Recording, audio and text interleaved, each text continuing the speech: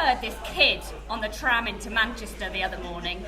"Look how fast we're going," he said to his daddy. He hummed under his breath, then his small grey mittens tapped his daddy's shoulder. "I bet I could run this fast," he declared. Then a moment later, "I bet I could run faster than this." When I heard that thought process, it made me smile, because the boy was just a boy and the tram was a tram, and people will never run as fast as machines. Every morning I arrive at the station just after 9. I'm always later than I'm meant to be, and I'm always listening to music to forget how late I am. I listen to one of 2 playlists, depending on my mood. The first playlist is called Faves of Outstanding Beauty. The second playlist is called Faves with Extra Sauce. I named the lists myself. The names make me feel a bit sick.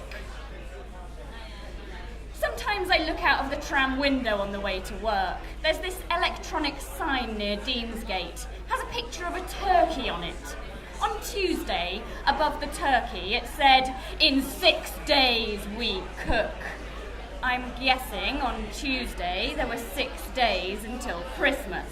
I think it's supposed to be a play on "In God We Trust." Somehow the turkey is God and cooking is our religion. I'm an atheist.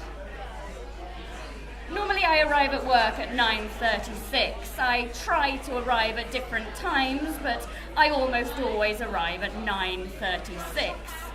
The first thing I do when I get to the office is go to the kitchen. I pour myself a coffee, which the permanent staff jokingly refer to as rocket fuel. The temporary staff drink so much it hurts. 3 out of 7 of the temporary staff are underweight. I am not underweight, but I am temporary. On the way to work, I sometimes think, what if this is it?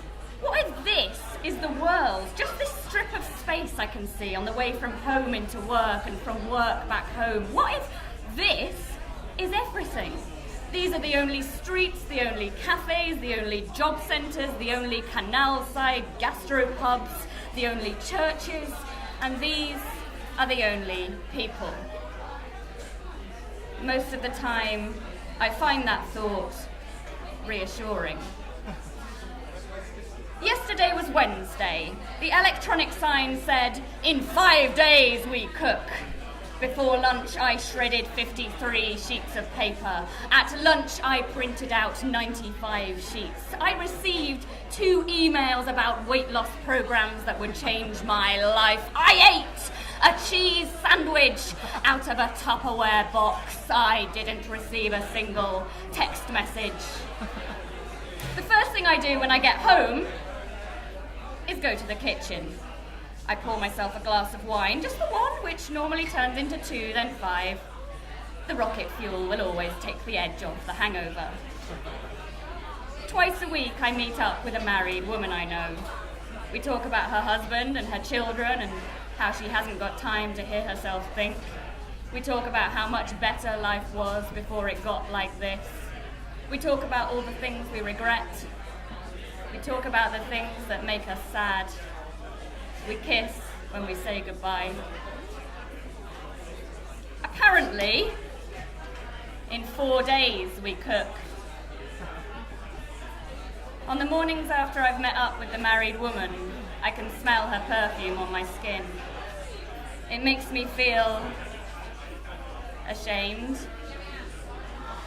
and aroused. I often wish I believed in God. This morning, I was waiting at the coffee machine and I remembered that little boy on the tram, the one with the grey mittens. "I bet I could run this fast," he declared. "I bet I could run faster than this." And I remembered that what he'd said that day had made me smile. Silly boy, I'd thought, to think he could go that fast, to think he could go faster than this. Today, as I helped myself to a 4th cup of rocket fuel, thinking about that little boy made me feel different. It made me feel disappointed.